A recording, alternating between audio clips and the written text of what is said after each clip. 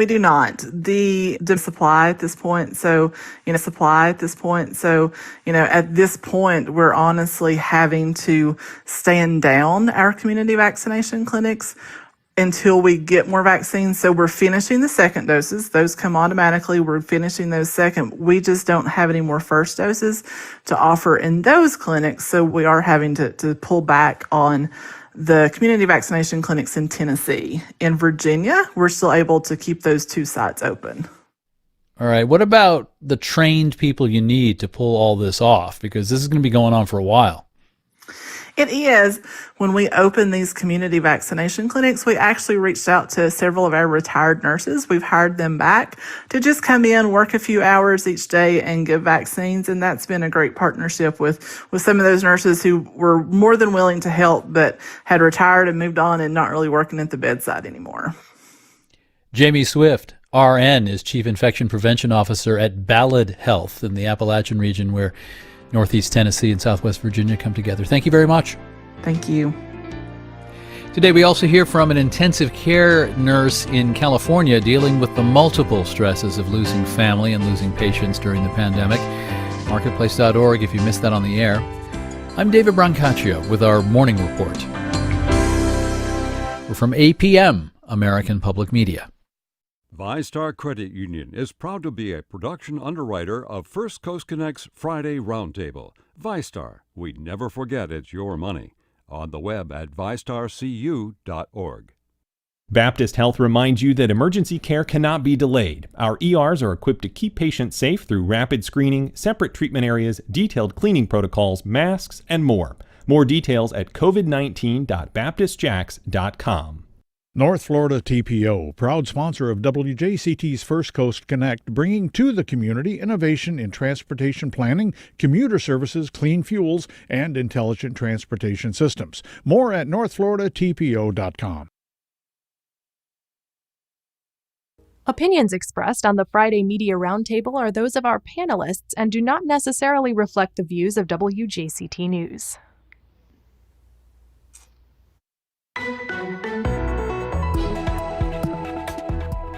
It's the biggest stories from this week. I'm Melissa Ross, and just ahead this hour on First Coast Connect, we'll take a look back at the week's top stories with our Friday Roundtable. The latest on COVID vaccinations around the region. A Clay County couple faces federal charges after the Capitol siege on January 6th, and JEA gets an F for its carbon reduction planning. Plus, in order to make the audience believe, you've got to really try and find the character you're portraying. So I did a lot of study on Lewis. actor David Payne on his show this weekend at the TU Center, An Evening with C.S. Lewis. All of that and more is just ahead.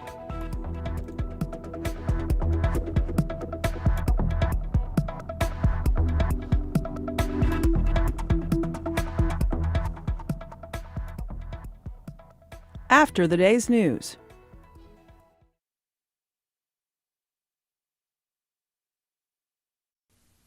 Live from NPR News, I'm Janine Herbst.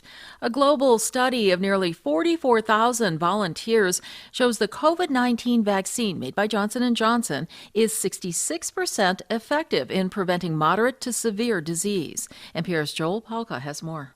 The study was conducted in the United States, Latin America, and South Africa. The vaccine did better at preventing disease in this country, 72% efficacy, and worse in South Africa, 57% efficacy. The South African results are troubling because a new variant of the coronavirus has been spreading there, raising concerns that existing vaccines might not work as well. The vaccine did demonstrate complete protection against disease severe enough to require hospitalization, according to a news release from the company. The company says it plans to apply to the Food and Drug Administration for emergency use authorization to distribute the vaccine. Joe Palca, NPR News. A Republican congressman traveled to the home state of a fellow Republican to campaign against her. It's an unusual move, showcasing the split within the GOP. NPR's Amy Held has more on the hold former President Donald Trump maintains on his party, even out of office. Representative Matt Gaetz of Florida was in Wyoming Thursday to take his message directly to the constituents of Congresswoman Liz Cheney. Defeat Liz Cheney in this upcoming election, and Wyoming will bring Washington to its knees. Cheney was one of 10 House Republicans who voted to impeach Trump for inciting insurrection, saying there's never been a greater betrayal by a president. Cheney, the number 3 House Republican, is up for re-election next year. So is Gates, a Trump loyalist, as the party grapples with whether to pivot away from or embrace Trump's legacy. The former president has vowed to work with Republicans to help them retake control of the House in the midterms. Amy Held, NPR News. In California, forecasters say more rain and snow from a major winter storm will continue in the center and southern part of the state today. The Sierra Nevada got heavy snow up to 8 feet in places, and the National Weather Service says several inches of rain has already fallen on the central part of the state. Officials say flash flooding has led to closed roads, and Santa Barbara County Fire spokesman Daniel Bertuccelli says people shouldn't drive through standing water. 6 inches of water can take a car off of its wheels and sweep that car downriver. And even less water, if it's moving at a good pace, can take a human trying to walk across it and take them down the river. Mudslides and debris flow are also a threat today as the rain hit burned out areas from the recent Bobcat wildfire. The same storm system is heading east to the Plains states and the upper Midwest. U.S. futures contracts are trading lower, less than a half an hour to the opening bell on Wall Street. Dow futures contract down more than 0.5%. NASDAQ futures contract down about 0.4%. You're listening to NPR News. And good morning. It's 4 minutes after 9 o'clock. This is WJCT News 89.9 in Jacksonville. Georgia Congresswoman Marjorie Taylor Greene is facing calls to resign and a proposal that she be expelled after posts surfaced from Greene's Facebook page promoting violence against Democrats and extremist conspiracy theories. CNN also reported on a video from 2019 that shows Greene harassing David Hogg. He was one of the student survivors of the 2018 school shooting in Parkland.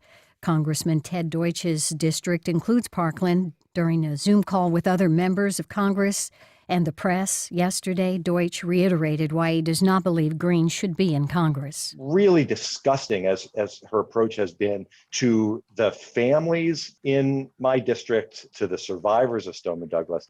The Republican leader, Kevin McCarthy, should take her off of the House Education and Labor Committee. Greene has argued that mass shootings, including Parkland, were staged as hoaxes. A more contagious variation of the coronavirus is spreading across the state, and counties in South Florida account for the bulk of the roughly 100 known cases so far. The mutated strain originated in England and has now been seen in 19 Florida counties, according to the Miami Herald. It's clear and 39 degrees here in Jacksonville. Sunny this afternoon. Temperatures reaching the upper 50s today with a north wind about 9 miles per hour. Clear with a low of 42 tonight. Increasing cloudiness on Saturday in the low 60s tomorrow. Support for NPR comes from NPR stations. Other contributors include Merrill. Merrill Edge Self-Directed Investing has tools to help clients find answers to questions. More at merrilledge.com/withinreach. Merrill Lynch, Pierce, Finner & Smith, Incorporated, registered broker-dealer.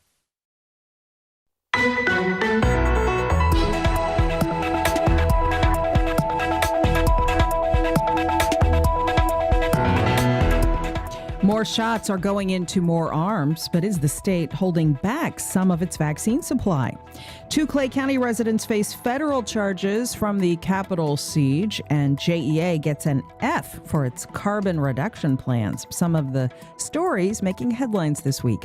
Good Friday morning. We're live from Studio 5. I'm Melissa Ross, and this is First Coast Connect. Thanks for listening. Just ahead, all of the top stories of the week with our Friday Roundtable. Then later, don't throw it away, regrow it. Some tips from Edible Northeast Florida on how to cut down on your food waste. But first, it's Friday, and here to discuss yet another busy week in the news. We don't have slow ones ever. We welcome radio host Angela Spears of Angela Spears Communications. Hey, Angela. Good morning, Melissa. Happy Friday to you. Happy Friday. Mike Mendenhall of the Jax Daily Record is here. Hi, Mike. Good morning, Melissa. It's good to be here. Good to have you. Dan Scanlon of the Florida Times-Union. Good morning, Dan. Hey, good morning. And rounding out our panel, David Jones, reporter with First Coast News. Hey, David. Hey, Hey, Melissa. Good morning. Great to be here. Great to have all four of you. Already getting lots of calls. So much to go into this week. We will go to all of your calls, emails, and tweets in a moment. The number to join us, 549-2937. But first, let's get into the top story of the week, vaccinations. Jacksonville Mayor Lenny Curry Thursday says the city will administer second doses of coronavirus vaccines to people who have received their first shots already at the now shuttered Lane Wiley and Mandarin Senior Center sites. If you're one of those people, you'll get a reminder phone call the day before you go to get your second dose, the mayor says. You need to bring your ID and your shot record. Now, at the same time, the state-run vaccination site at the Regency Mall is the new center of action for seniors seeking a COVID shot.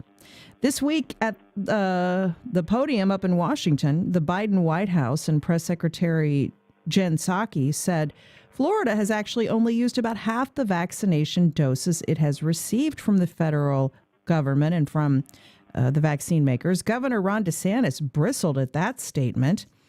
And if you're trying to get a vaccination at a public store, well, those appointments go as soon as they are made available. So we're going to begin the hour with a closer look at the race to vaccinate in Florida. 549-2937. David Jones of First Coast News. Let's begin with you. The mayor trying to make sure that people who've received a dose at one of the locally run centers that they have now shut down, that those folks get their second dose. And that is because the state has taken over vaccinations, essentially. Right. And as you mentioned, anyone who did get their first dose could, one, expect a phone call of a reminder for their second dose, and two, those cards that they received at those vaccination sites actually have the date and time and location of where to get their second dose. So that's some important information to keep in mind. That being said, the city really is at the mercy of how much vaccine is coming down from the state level. And as you mentioned, Governor DeSantis putting some blame on the federal level as well for the amount of vaccines that Florida has been receiving. I just looked on the CDC's website. We're at 55% of the doses that Florida has right now have been distributed, and the governor has implied that those extra doses that have not yet been distributed are being held for second doses. Okay, Dan Scanlon, as we try to track the vaccination situation, not just in Jacksonville, but statewide, a few weeks ago, state officials were saying the minute we get doses into this state, they go right back out. But now the governor is saying that they are, in fact, holding back some doses to give the second shot to seniors. We don't really have a clear picture, honestly, of where things stand. Obviously, you do need to get the second dose of that vaccine for it to be fully efficacious. So that is logical on its standing, and yet yesterday the governor announces that public supermarkets will be playing a bigger role in vaccine distribution, which is a cool idea again because almost everybody's got a Publix near them. That said, a lot of folks are saying, what about us?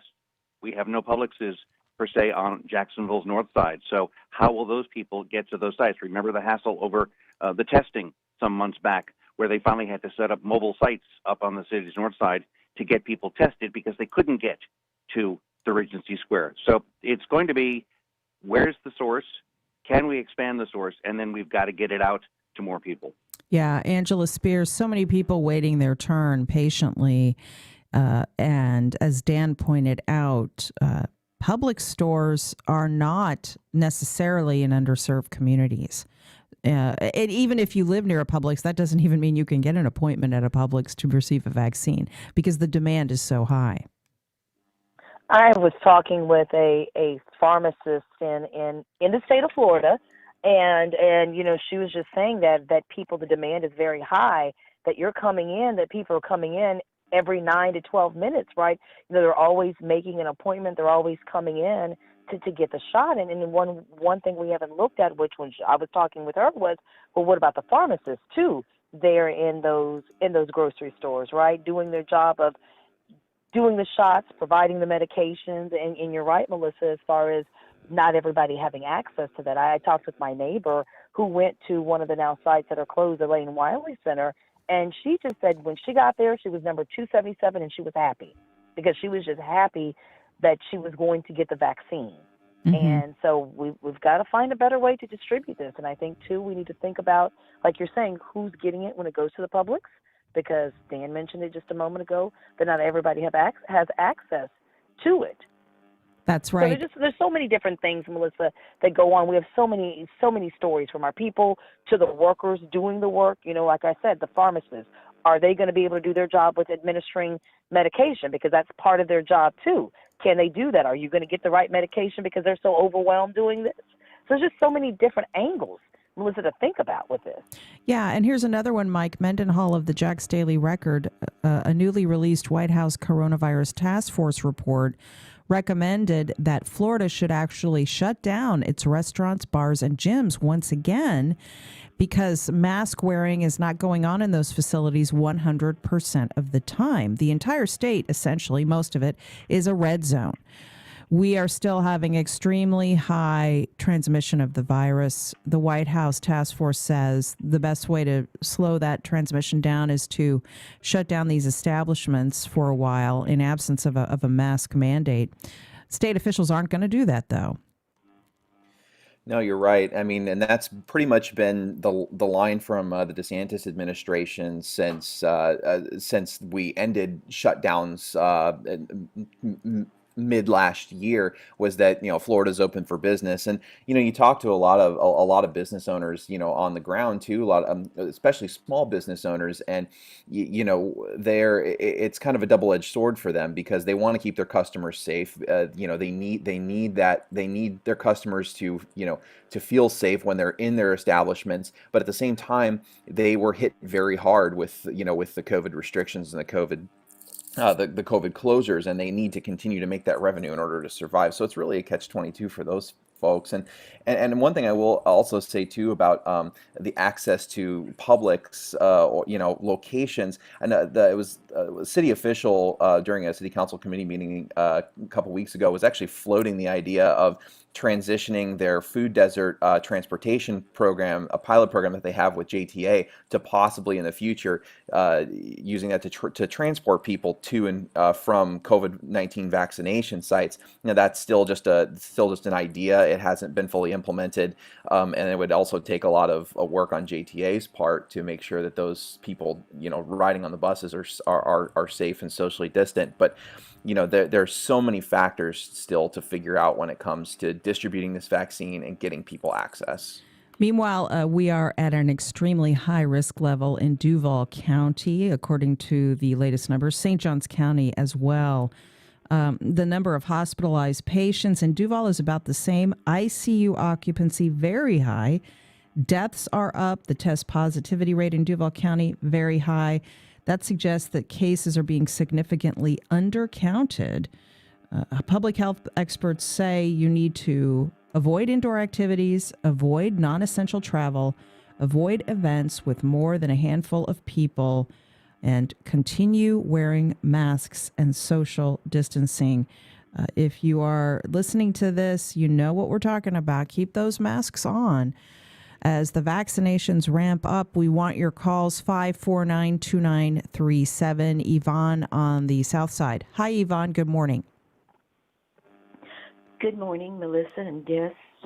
I just want to say that the Regency Vaccination Center, the callback line that they give you a phone call back for your appointment ends in 4501, but there is no identification whatsoever on that line.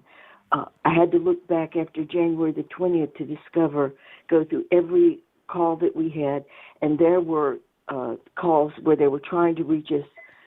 A lot of seniors do not pick up their lines because of spam, and so we missed that opportunity, and now we're waiting for vaccine to be available again.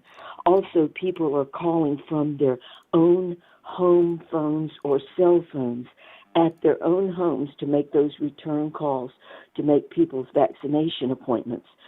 And the quality of what messages we did find were so garbled you couldn't make them out.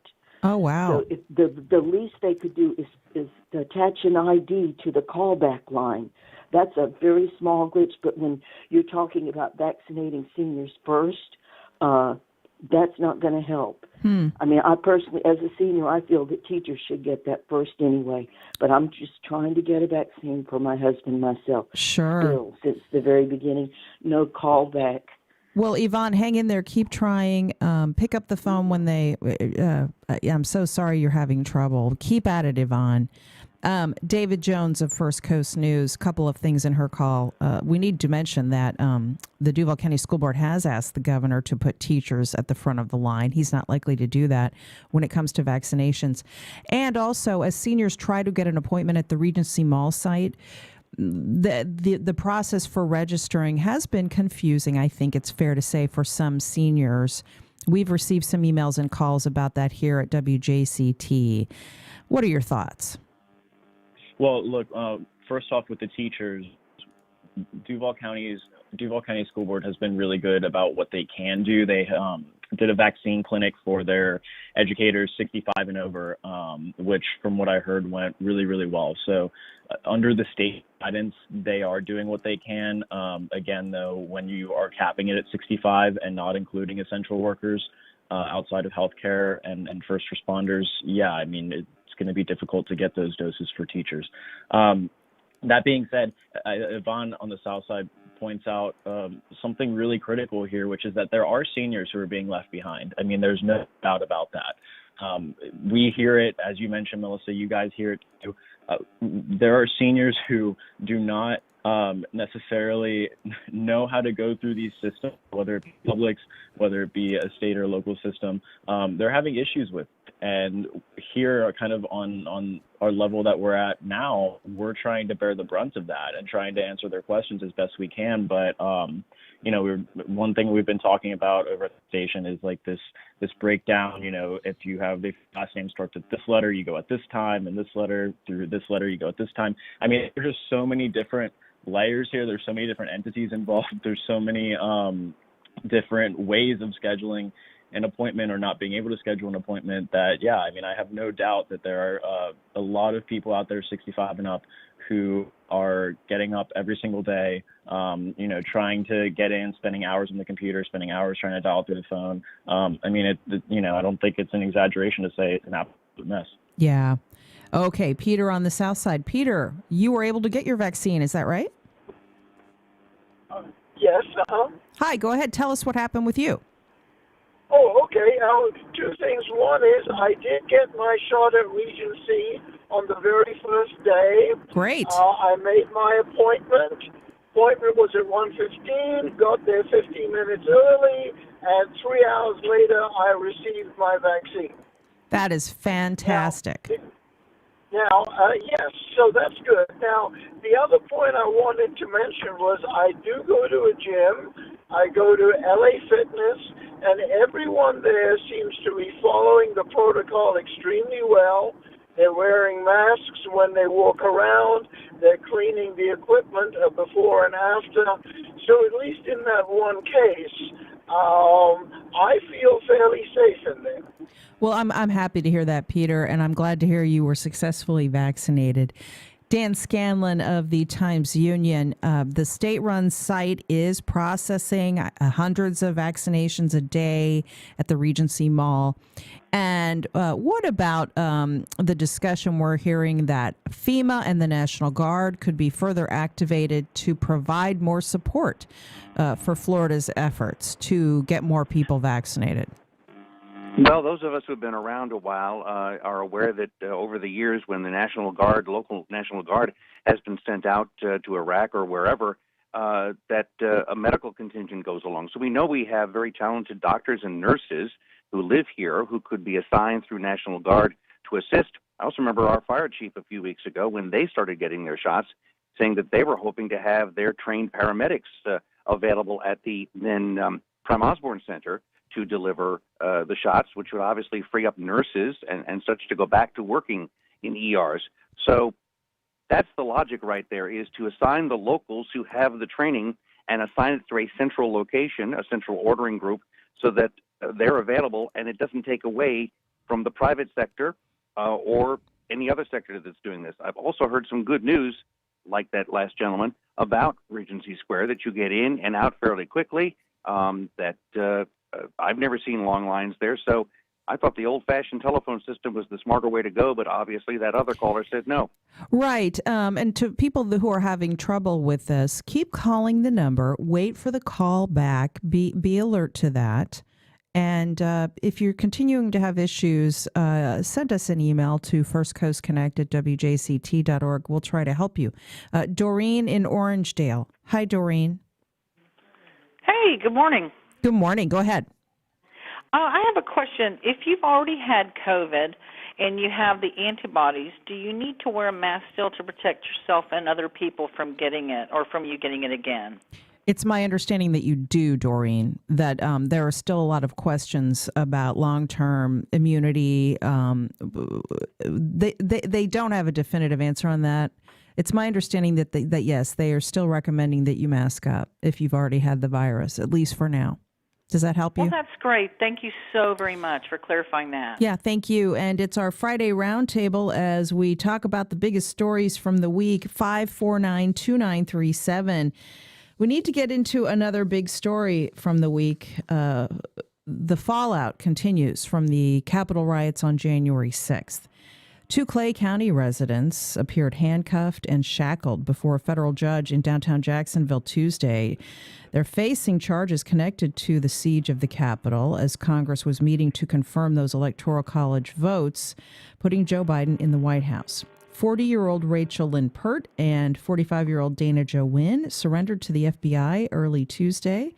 Prior to appearing before a federal magistrate, they faced charges of unlawful entry on restricted buildings or grounds and violent entry and disorderly conduct on Capitol grounds. Angela Spears, the FBI continues to track people down from the January 6th riots. It hasn't honestly been a very difficult job for the federal authorities because so many people posted videos and photos of themselves doing this. And then we saw these two from Clay County running away from news cameras the other day. They have to go back to court today, actually. They weren't running away on January 6th. They were running into our Capitol building. And you're right, Melissa, people posted video and people are turning them in. And it's just a shame that, you're seeing people who are right next door to us, right, who live right with us, who work with us, who were there doing that. And they were running away from cameras. Why? Why so? And we need to call it out. We need to make sure that these people are prosecuted. I'm going to use a term that Joe Scarborough called them the other day. He said, call them what they are, right? They're terrorists. They're Trump terrorists. They're domestic terrorists. And so they've got to face the crime. We cannot forget about what happened January 6th. We can't sweep it under the rug. And those people, they need to face charges because what they did is a crime. It was a terrorist act against our country. Going in there, doing that, participating in the insurrection of our government. And so it was just interesting when I saw all the reporters trying to talk with them that they had nothing to say then. They were saying something, Melissa, on the Capitol steps, January 6th. and so thank goodness that someone basically turned them in, too. Recognized them. I was reading that someone turned them in, recognized them, saw them, and said, hey, I work with this person. So keep turning people in. That has been happening a lot. David Jones, First Coast News, Pert's coworker at a convenience store in Middleburg apparently recognized her from a flyer of images of intruders at the Capitol building that have been posted. We've been seeing a lot of this. Coworkers, even family members contacting authorities. We're told there are now 10 Florida residents on the Department of Justice list of those facing charges as a result of violence at the Capitol. David. Yep, and as you mentioned, 2 of them right here from Middleburg here in Northeast Florida. So, it's not surprising. We knew that people flew into Washington from all different parts of the country. We talk a lot about Florida news, so it's no surprise that some of those people were from Florida.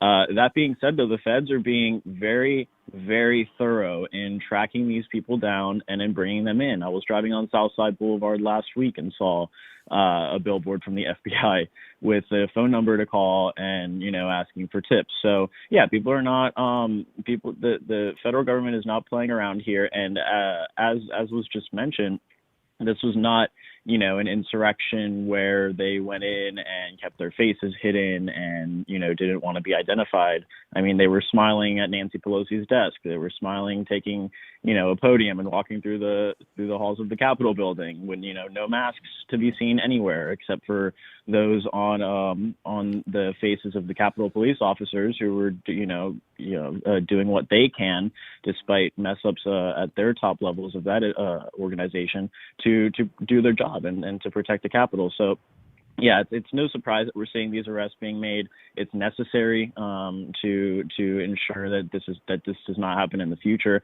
And they definitely want to send a message that the federal government is not going to tolerate something like this, and rightfully so.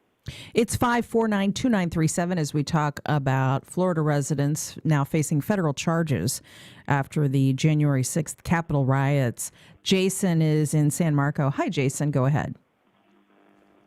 Good morning, Melissa. Good morning. Thanks for taking my call. Sure. Yeah, my comment is that I know that GOP and supporters of such were referred to as a basket full of deplorables.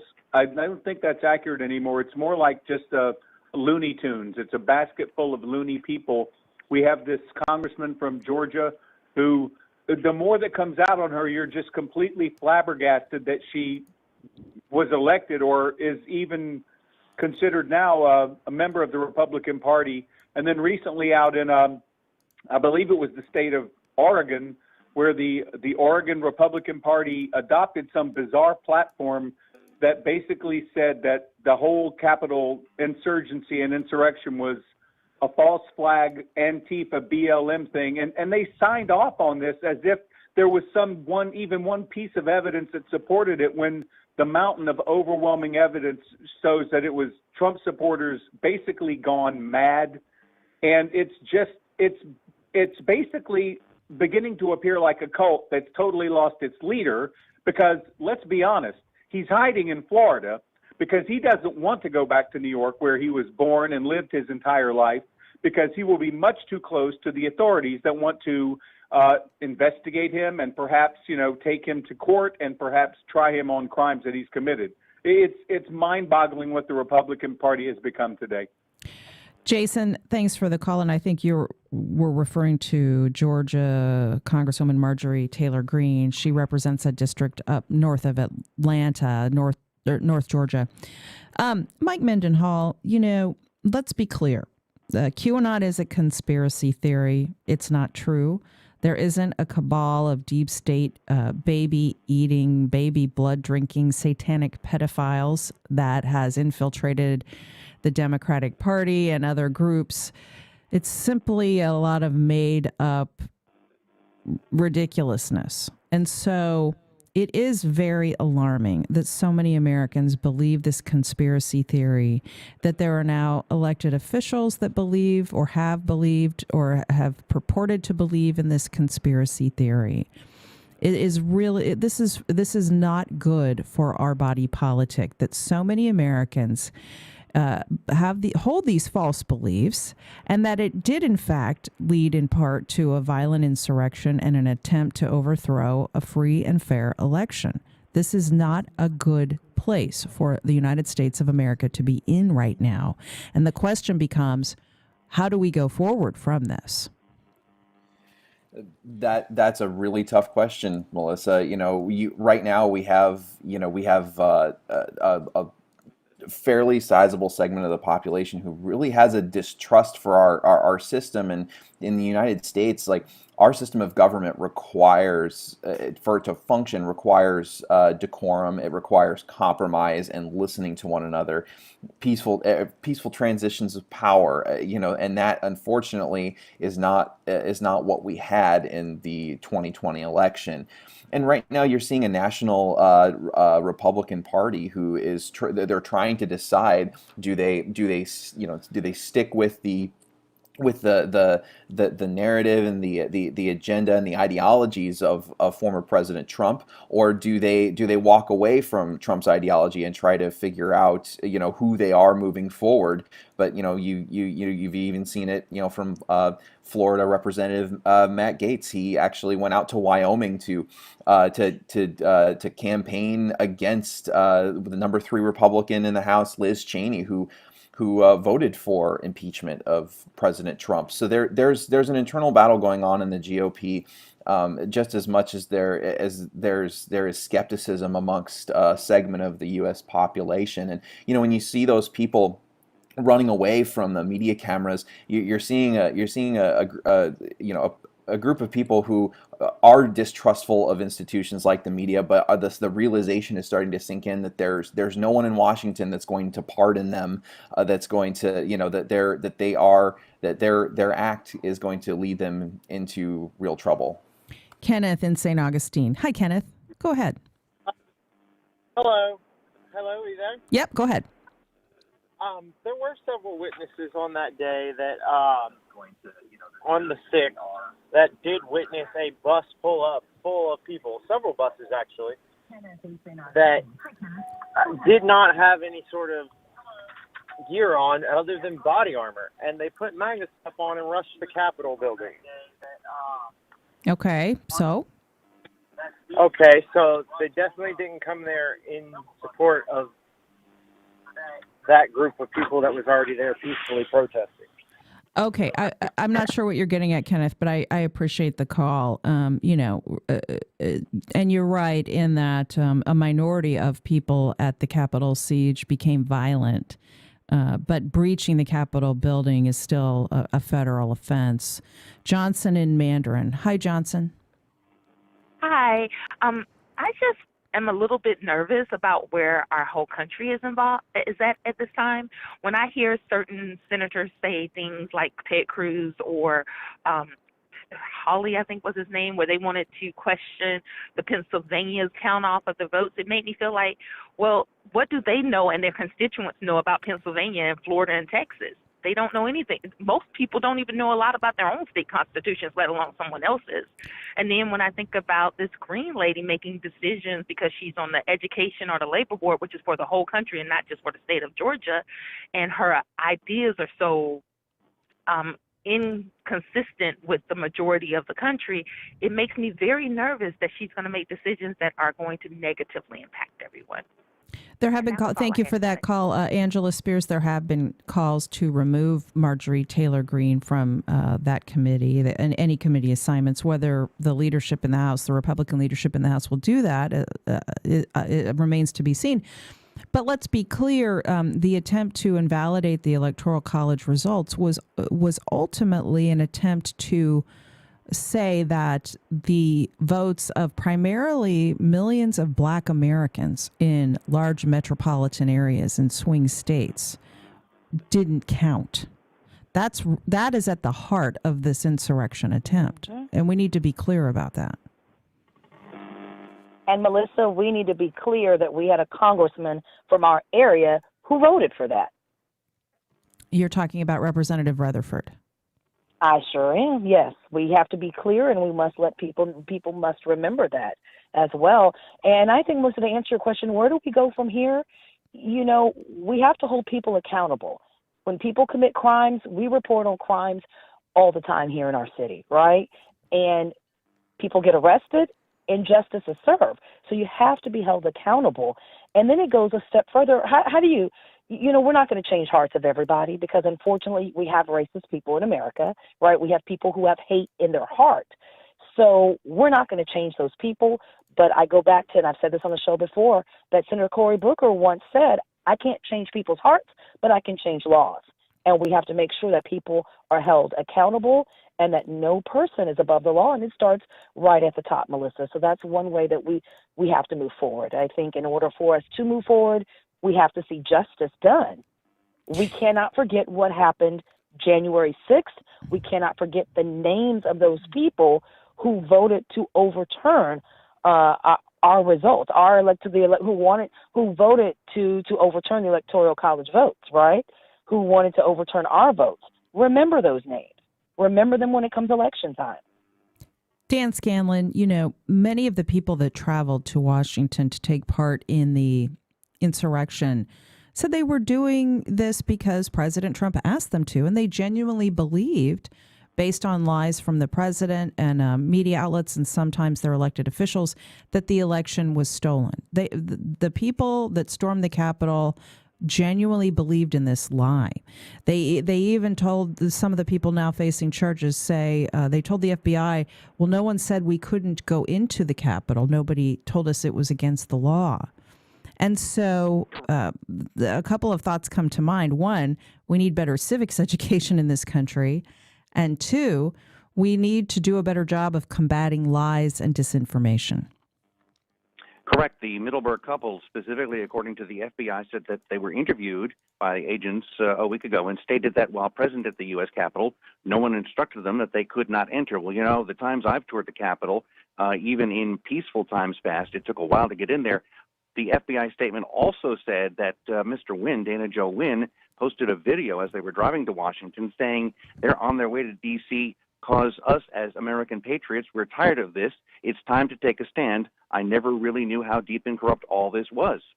And so they believe that. And final thought, as a journalist, I'm getting emails from the Republican Party and the Democrat Party, and there is such a divide between the two and their content. I don't know how those parties will ever walk across the aisle and get things done right now. MJ in Clay County. Hi, MJ. Happy Friday. Go ahead. Hi, Melissa.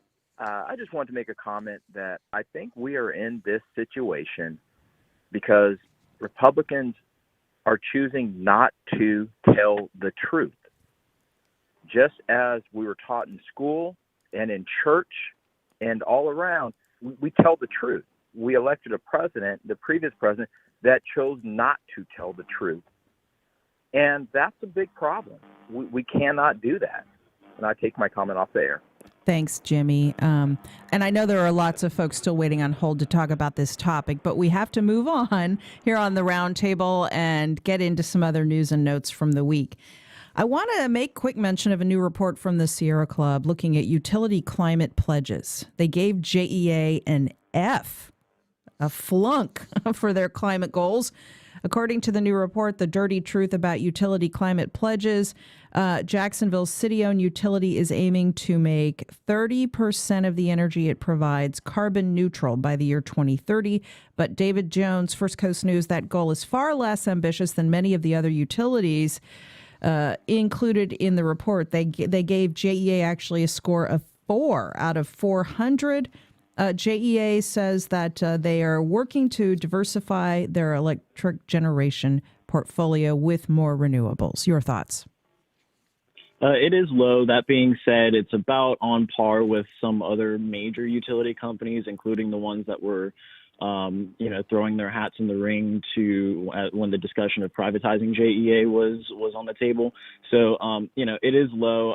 Looking at what you included, the statement from JEA's media relations coordinator, and they're saying, we're continuing to diversify our electric generation portfolio, with the addition of renewable energy resources and so on and so forth. I mean, look, it's going to be a long process for these utilities to move toward more renewable energy. And I would think that it doesn't help when the governor of the state himself has refused to even use the term climate change, harkening back to Governor Scott's era when that term was banned from the lexicon of the state's vocabulary of the state government. So, it's going to be a long process. We are really in the epicenter, though, of the climate change discussion when it comes to the United States and Jacksonville specifically. And that's why resiliency is going to continue to be a huge discussion point locally. That's right. Mike Mendenhall of the Daily Record, you've been covering this. The city is getting serious about resiliency. We are in a coastal community. This does put more pressure on utilities like JEA to get more aggressive with their carbon reduction planning. It does, and JEA is definitely thinking. I mean, they're thinking about it, but I mean, it's you got to do more than thinking. But they retired. They retired the St. Johns River Power Park in recent years. They recently also retired their share of plant share. It's a Georgia coal-fired power plant, and they're replacing that with a purchase power agreement with FPL, with Florida Power and Light. But that most of that power, for at least for the first 10 years, is going to come from natural gas. And although the JEA is going to be increasing its emission-free nuclear load with Plant Vogtle in coming years and the 250 megawatts of solar, they're still going to be relying with almost half of its energy, a base load for natural gas, which is still a fossil fuel, still puts out emissions. Yesterday during the JEA board meeting, one of the board members, Joe DeSalvo, said that the American Public Power Association is starting to lobby Congress to try to get tax credits for public power institutions to invest more in renewable energies, solar, wind. So that could be a further incentive for utilities like JEA to invest in renewable energy. But that's still just in the lobbying phase. That there's still a long way to go there. Yeah. Dan Scanlon, the statement from JEA says they plan to reduce their carbon emissions by 60% by the year 2024 when they close the St. Johns River Power Park, as Mike mentioned, and Plant Scherer, as well as adding the Plant Vogtle nuclear piece of energy to the mix and 250 megawatts of solar in JEA's service area. Here is the energy mix for 2019 JEA has on its website. Nuclear, 0%, coal, 16%, natural gas, 49%, petroleum coke, 9%, oil, 0%, renewables, 1%, and other, 25%. So that's where things are, at least right now. The JEA used to be such an oracle of solar power. They even had solar cells at its downtown operation to recharge vehicles. I don't know where that's gone, but it's sad to not see that in Florida, with all the sun we've got, that there isn't a solar power farm somewhere. JEA does have some jet turbine, very low emissions, high efficiency power plants, one off of Phillips Highway. But again, that doesn't make up for the coal fire that we've had for years and the inability to hook into any nuclear power, which even that isn't a smart choice sometimes. Angela Spears, Dan brings up a good point in that here in the state of Florida, due to special interests that have really held back the progression of solar power, we're way behind where we need to be in Florida when it comes to solar usage. You go to a country in Europe that gets a lot less sun, for example, than we do, and there are solar panels everywhere. We have a long way to go. Nope, I think we might have lost Angela Spears. Oh, I'm sorry. No, I'm here, Melissa. I'm sorry. No, go ahead. Yes, we do have a long way to go when it comes to solar panels. You hear some people say, is it cost effective? How much does it cost to install? So we'll have to see where we go and what happens next with that. Yeah. And it's just another story about JEA, right? That's right. Yeah, exactly. JEA coming out. Yeah, David Jones. It's not as though JEA hasn't been through the ringer in a bunch of news cycles for the last few years. So they continue to make news all across this community. Okay, we're having trouble with our connections, the perils of social distancing in this COVID age. But this is our panel today: David Jones, Angela Spears, Mike Mendenhall, Dan Scanlon, and yours truly. I'm going to take one more call on renewable energy. It's Andrew in Orange Park, and then we'll wrap things up with a couple of other news and notes. Andrew, you're on the air. Go ahead. Hi, Andrew. You're on the air. Hey, how you doing, Melissa? Love your show. Thank you. I just wanted to say FPL actually down south has a huge solar farm, essentially down there, just around kind of like by Lake Okeechobee, and it would be really nice to see if JEA could do something like that, because it is just a great source of energy, definitely with solar price panels going down. Thanks for that, Andrew. Thank you for that information. Okay, we're almost out of time, but I want to make note of a couple of interesting tidbits from the week, beginning with the fact that we're hearing that Mark Brunell was just tapped as the QB coach for the Detroit Lions. Okay, so that leads us into a sports discussion, right? So congratulations to Mark. Good to see that. But finally, speaking of sports, did you hear about the suggestion this week by State Chief Financial Officer Jimmy Patronis?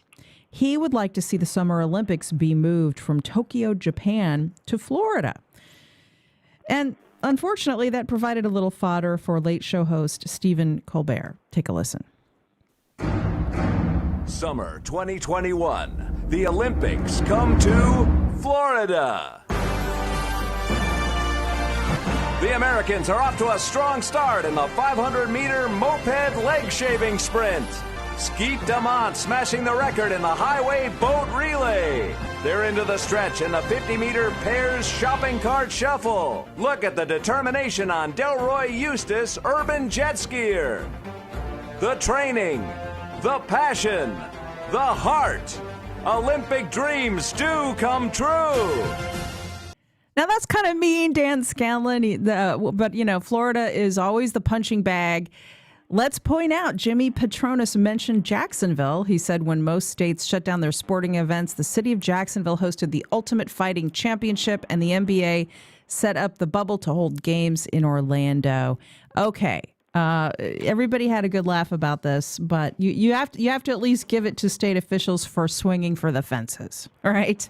Well, I did talk to Mr. Patronis this week about a few other things, but he did mention to me that it says Florida has a long summer, so the Summer Olympics could be held here at any time, well past whenever Tokyo would hold it, which would be July. He also pointed out that we've held Super Bowls here. We've got 12 universities. We've got all the facilities and the Daytona 500, the Super Bowl of racing. So he says if any state can do it, we can. Hey, why not? Well, I want to thank you, Dan Scanlon. Also with us, David Jones of First Coast News, Angela Spears Communications, and Mike Mendenhall of the Jax Daily Record. Thanks to all four of you, and have a great weekend. Thanks, Melissa. You too. Thanks, everybody. Thank you. Happy Friday. Have a good weekend. You too. Okay, in a moment, we are going to speak with actor David Payne as he portrays literary legend C.S. Lewis in a one-man show this weekend at the Times Union Center. Also, speaking of sustainability, don't throw it out, grow it in your yard. How you can reduce food waste. A conversation with Edible Northeast Florida editor Lauren Titus next. Keep listening. This is First Coast Connect on WJCT News 89.9. We'll be right back.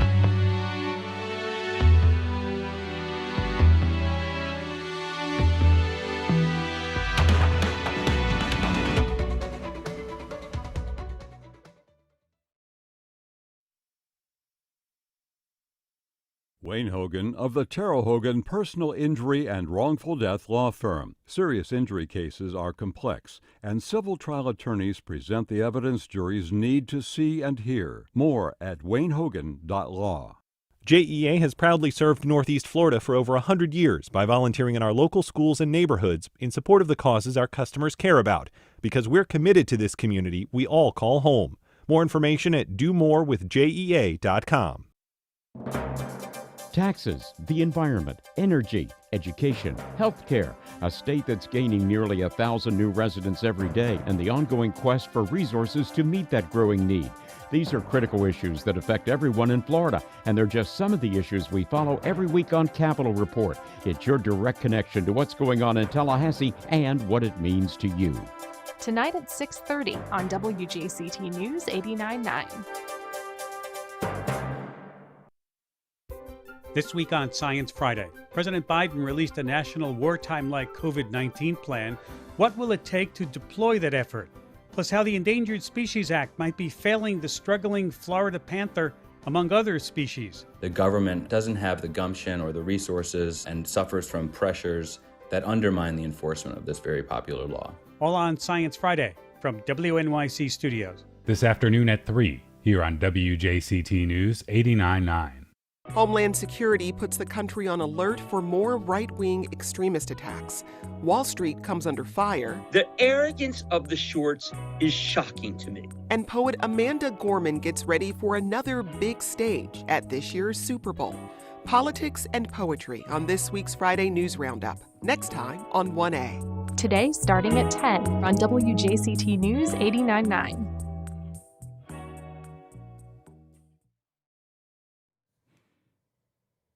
Welcome back. Well, actor David Payne portrays literary legend C.S. Lewis, author of the Narnia series, in a one-man show this weekend at the Times Union Center. Here's a quick preview from Payne.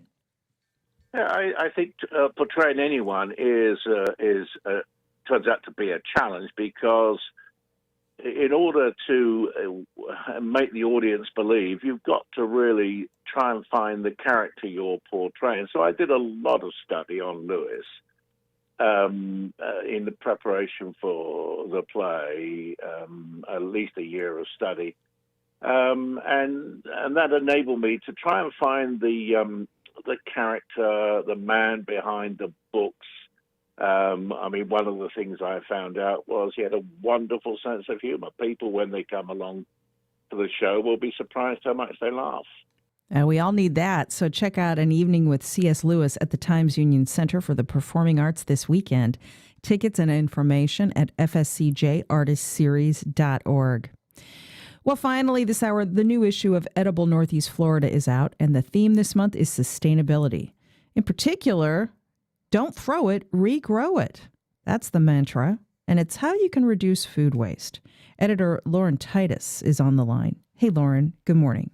Hey, good morning, Melissa. Happy Friday. Happy Friday. This is something we all need to do a better job with, reducing our waste in the kitchen, reusing kitchen scraps maybe to make stock, maybe even starting a compost pile. But you say there are other things we can do. What does don't throw it, regrow it mean? Yeah, so when you look at the statistics about food purchase that's wasted, up to 30 or 40% of it going into landfills, it really makes you stop and think about how you can, little by little, reduce the amount of food that you throw away. And one of the fun ways to do that is to regrow common food scraps right in a little jar or container of water. For instance, green onions. That's one of my favorite ones to regrow because it's a really quick process. So when you're using a green onion, you leave about 2 or maybe 3 inches of the white bulb, where typically there's some roots coming out of it anyway when you purchase it, and just trim that little bit off. Put it in a glass of water. Don't cover it completely with water, but just cover it about halfway up. And within 2 days, you're going to see green growing out of the top of that root bulb. And it'll keep growing as long as you've got it in water. And you can even plant it in the ground if you want to keep the growing fun ongoing after it reaches its limits in the container. And you also recommend that we reuse everyday packaging like a yogurt cup or a milk carton, an egg carton, or even a toilet paper roll, and repurpose those into planting containers as a way to cut down on our waste, correct? Yeah, exactly. This is a fun project for kids to get involved with because they can see, first of all, how easy it is to grow some things, where their food comes from, but also how to repurpose and reduce your trash of other common containers as well. There's a popular yogurt that's out right now that comes in a glass jar. And I recently started a little end of celery in one of those. And I feel like Jack and the giant beanstalk watching the celery grow with the leaves coming out of the top of it. Very cool. And so basically this is a way to cut down on food waste because the statistics on this are horrifying. Americans throw away millions of pounds of food every year, don't they? Don't we? Yeah, exactly. According to the EPA, food is the single largest category of material in our municipal landfills. And that, creates methane, and methane is bad for our environment. So the more that we can eliminate food in our landfills, the better our environment and our air is going to be. This is all within the pages of the new issue of Edible Northeast Florida on newsstands all over town right now or online. What else is in this month's issue? We've actually got some great recipes that help in your efforts for total utilization in the kitchen. For instance, we've got a hackeré turnip and kohlrabi hash. It's hard to say all that, but it uses the greens from both the turnips and the kohlrabi to make this wonderful, really easy breakfast for dinner dish that the whole family can enjoy. Broccoli orange salad that uses the stalks and the leaves from broccoli plants. So if you're growing it or you're getting the whole stalk from the farmer's market, just throw it all into this salad and have a really delicious, nutritious meal. And then my third favorite recipe from this issue is carrot pulp muffins. Mariah from Southern Roots Filling Station created this recipe for us. And juicing right now is a really popular way to get nutrients, but what do you do with all of that pulp after you've juiced? This recipe makes great use of that pulp, and it's doubly nutritious. And then if you happen to have muffins left over, you can repurpose them as carrot juice pulp muffin French toast. Nice. I have a tweet, by the way, from Jane West of Jane West Law and a picture of her dual composters and her 3 garden beds. She says, "They have given me so much joy and peace in this pandemic." I think that is the case, Jane, for so many of us, focusing on just cooking and being at home. Get some ideas in the new issue of Edible Northeast Florida. It's out now. Lauren Titus is the editor, always doing great work. Lauren, thank you so much. Thank you, Melissa. We appreciate it. And that's our show. Make sure to tune in today at noon for the Florida Roundup, our live statewide call-in program rounding up the biggest news from the week. I'm Melissa Ross. This is First Coast Connect on WJCT News 89.9. Have a great weekend, everyone.